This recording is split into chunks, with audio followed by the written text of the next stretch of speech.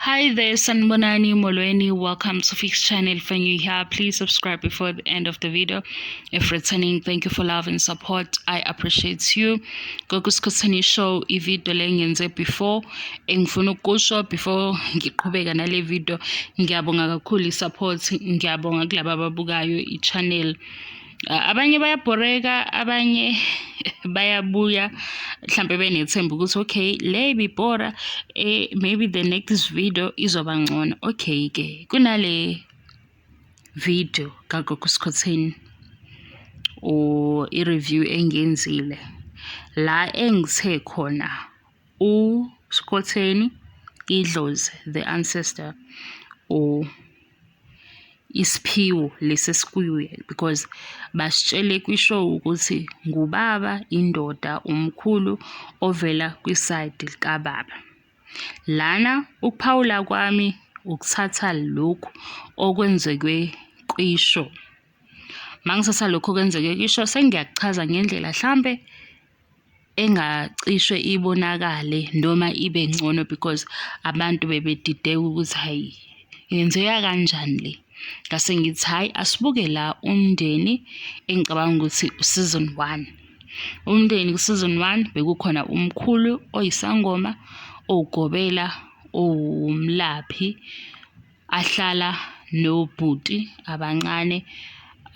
Why ngithi abancane ngiyaxolisa ukuya ngalendlela engibeka ngayo kodwa ngifuna ukuthi uyizisise bekukhona a traditional healer oyi-polygamist kodwa uthanda ubulili obufanayo. So indlela yami yokubuka ukuthi uchaza ukuthini uma ezoya yonke indawo la azama khona ukuthi abriefe uGogo Skhotheni ke manje uTumi mayezoya la eyakhona abriefe abantu abaseduze kwakhe kodwa azi ukuthi ukhuluma ngendoda mase ethi kule ndaba kufuneka usibusiso.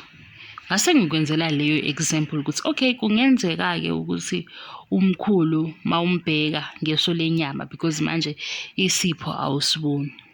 Mawubheka umkhulu lo ophila kuSkhotheni okusho ukuthi uyafana naloya. And bengaqondile ke ukungahloniphi bengenza nje into ukuthi ngisheshe ngiphendule le mbuzo ezobaningi sichazelana okuningi but ngithatha kuphi kwishow. Kwathi-ke laba abanye bebephendule zonke ezinye izinto eziseceleni lezi zihamba nenhlamba ngazenza njani ngawasusa lawo ma-comments because inhlamba akukaze kubize kube yinto engihambisana nayo namanje angihambisani nayo. But ukubeka imbono ngiyakubona ukuthi vele masizokhuluma ngento esiyibona nathi kwi-TV show sonke sizoba nembono ehlukene, abanye bazoyizwa lo show abanye bayizwa. Kwase kuba-ke indaba yokuthi yi-reality show. Ngichazile leyo nalokho ozokubona nje kubhalwa kaningi ukuthi ku-scripted or i-fake nazo zonke indlela okuchazwa ngazo. Mina ngakubekela ukuthi kune-production team. I-production team abantu abasemsebenzini umehluko asibaboni kodwa yibo abenza onke lama-TV shows esiwabukayo abe impumelelo. Kumsebenzi-ke okhona noma imuphi uyasebenza mase uyahola. Indlela yabo-ke yokusebenza mayibanika i-direction efana nale iyona ndlela yokusebenza. Uma ukusebenza kwabo kuzohamba ngokuthi yini etrendayo eSouth Africa iyona ndlela yokusebenza kwabo because bona i-target market yabo ithina abantu abazobuka ishow. Ngakuchazela ukuthi yini eyenza ukuthi ibe ngale ndlela. Akhona amanye ama-reality shows enziwe before le kaGogo Skhotheni. Akhona futhi enze kahle nabantu abashoyo ukuthi awabuye njengawo Umndeni nomnakwethu because mawuyibuka le show inakho ukuthi khona umnakwethu la phakathi ngoba manje nangu usibusiso owenziwa umakoti ezo-introduce ngapha. Uphinde futhi ukuthi uyayibuka inomndeni phakathi because manje lo omise ishow okuyena uGogo Skhotheni oyindoda uye ofuna usibusiso. Ngabe likhona yini iqiniso-ke? Alizukuba khona iqiniso 100%.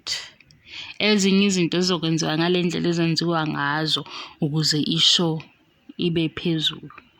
lezinto abanye okuthola ukuthi uma umculi ezodropha iculo or ezokhipha i-album aqale ukushisa ku-social media, omunye ezenze ngathi akekho involved kuloku kushisa okwenzakalayo around igama lakhe, kanti huye wenzela ukuthi ngesikhathi amehla sethe njo kuye iphume i-album. Mayiphuma le album uthola ukuthi-ke nayo isizothenga ubuthaphuthaphu, noma ngabe iculo leli lidropha ku-YouTube, abantu bazogijima beyo-YouTube ngoba igama lakhe liphezulu ematheni.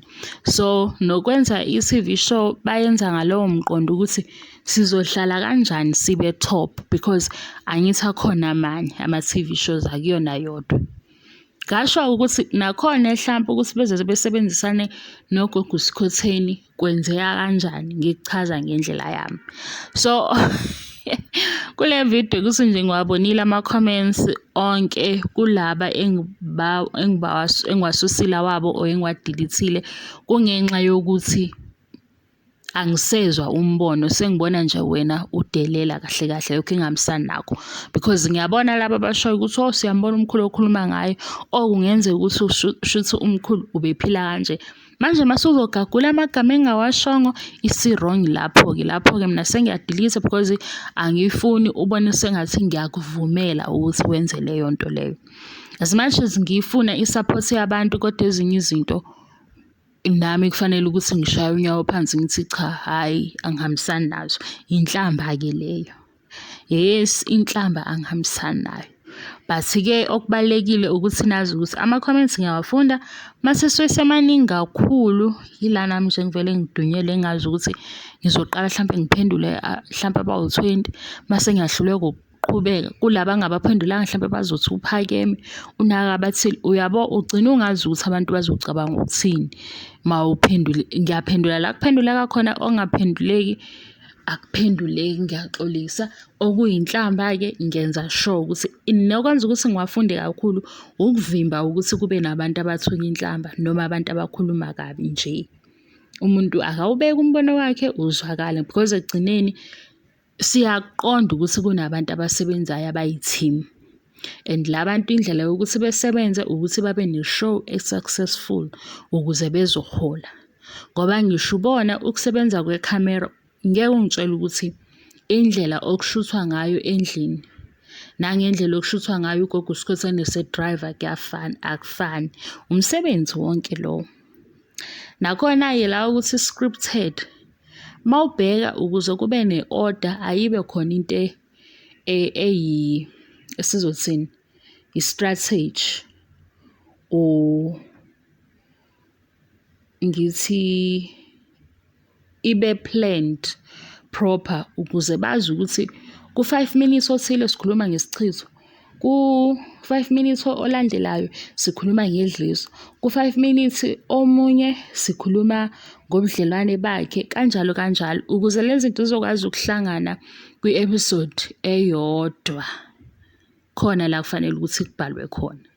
Yilana-ke sekusebenza khona indaba ye-script, ukuthi-ke abashaya ngakho ngapha kwi-reality show basuke besinikeza umqondo ukuthi sizobona yonke into njengoba injalo, kuyiqiniso, kunjani, mase sina siyabuka ukuthi kwangeke khona mawukuthi le ihamba nokujula kobungoma, into yokuqala azoyenza enza impindamshaye akhumule, ngoba siyabona lokho ukuthi kwakuyi-stunt.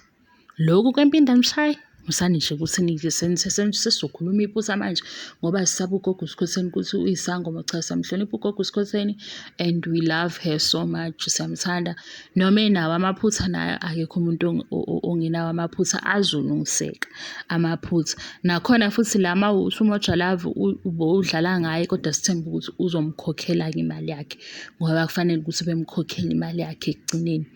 So uyabona ukuthi ukukhumula asale abenqunu, ngoba nje nazi uyabona ama-screenshots sawenza. Umuntu obuke leyo episode uzoba nento yokuthi uzokwenzani-ke ugogo okulandelayo. Yilapho-ke abantu sebelokhu belandela-ke ishow, ngoba manje ngempela mawukuthi impindamshaye ingenzeka kanjani sinayo into yokuvala ikhaya ukuthi kungangeni lutho ngaphakathi? Engangena kanjani umuntu ekhumule ngoba phela wathi yena isizathu sokukhumula ingoba lo ongene ngaphakathi ubuyenqunu. Ungene kanjani-ke umuntu enqunu masikwazi ukufaka opelepele nosawoti noviniga kushube kungangeni lutho egcekeni engcolile, kungangeni ukuganga. Kanti mase ngibeka kanjalo omunye umuntu uzothi u-judgmental. Bathi ngisho into ayishilo mina. Uthe impindamshaye nokukhumula ukwenza ngoba kufike umuntu egcekeni engagqokile. Naye kusho ukuthi ngoba esekuphindisela akenze the same method ukuthi akakhumule. So uthi umbuzo wami-ke mayezokhumula okusho ukuthi le eyopelepele noviniga ubengakayazi ngaleso sikhathi ubengayenzile. Because le kapelepele noviniga ayibo ngiqabela namanga uparaffin, upelepele, uparaffin, umentshisi, amakhandlela, angazi ukuthini nani. Niyayazi kodwa leyo vinto le yokuvimba ukuthi umuntu engakwenzi lutho and iwuvala. Singenzeka ukuthi sesimanje sesivalile sisho ukuthi ayikho into ezokwenzeka because lento le esivale ngayo sayichela noma ubani othi uyasondela izovele nje imbamba umoya ngoba wathi izomkhama imhlishi, izomblock. Angithi wabona nje ngesikhathi beyenza ukuthi iphunga lakhona base li strong, so lo ogangayo uvele lento le nayo imvala amakhala imcime. Manje kwenzeka kanjani ukuthi sesiyakhumula futhi manje sesiphindisele okubi? Kanti ungene kanjani lo obengagqokile azaze zafaka izinto phansi? Uyayibo? Isiya ngokuthi manje uyabuka ukuthi okay, i-TV show alright sharp. Basuthi hayi kodwa-ke bafethu ngoba phela manje mabenzisa uGogo Skhotheni zonke lezi zinto fanele bemfunele umuntu eceleni ozomsiza ngoba bakhona abantu abazomthuka. Angithi njengoba nami bengiwadelete-ke lawo ma-comment ngoba phela yonke le nyakanyaka enza nomsindo ingoba abantu bayibonile ku-TV, and abantu uma beyibonile ku-TV ngeke bengakhulumi ngayo. Ilapho sekuthi-ke yena uyithatha kanjani because lento abantu abayithathayo embi futhi vele abantu banakusisa lokho okubi.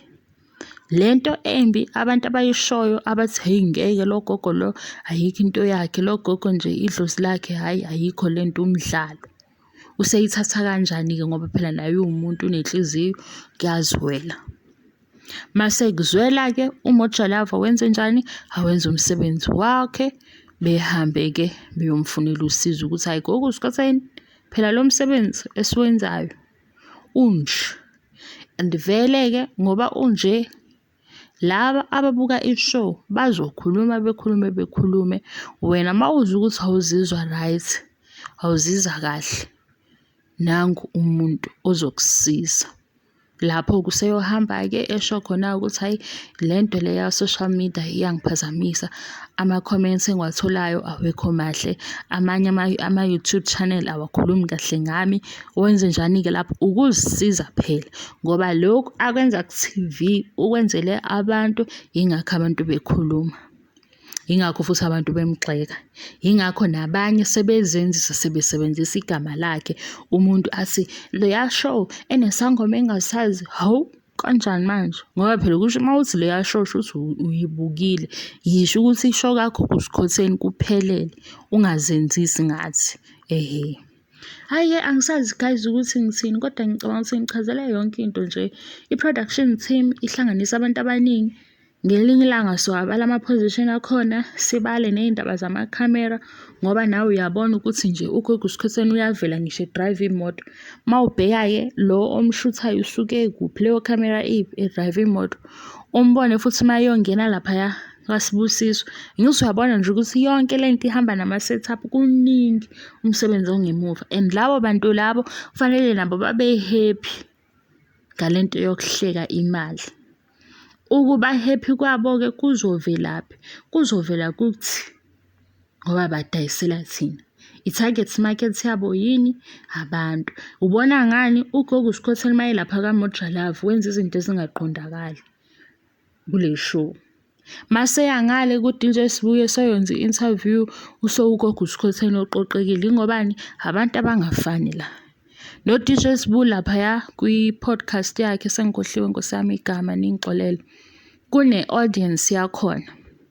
Naye futhi uyabona ukuthi uya-understand ukuthi kuleli side kunabantu abanje abazongilalela. So masikhuluma ngapha yenye indaba, masenza ngapha i-TV show yenye indaba. Njengoba nami mangenza ngapha i-YouTube yenye indaba. Okay ke guys, ngiyabonga i-support, ngiyabonga kakhulu. Ngiyacela ukuthi nje siqhubeke sisupportane. Ngelinye ilanga kuyoba kubi nizwe lentombazane inibhora, ngelinye ilanga nizwe nje intombazane ukuthi hawu yazi yakhuluma nje into enomqondo ke le ntombazane. Ngelinye ilanga ubuye uthi hayibo lo onezwe elimbi kanje wayethi wenza i-YouTube wenzani. Omunye ethi yena eyiyekelana imali yabelungu. Injalo nje into yakhona. Thank you so much for your love and support. I love you and appreciate you. Bye bye.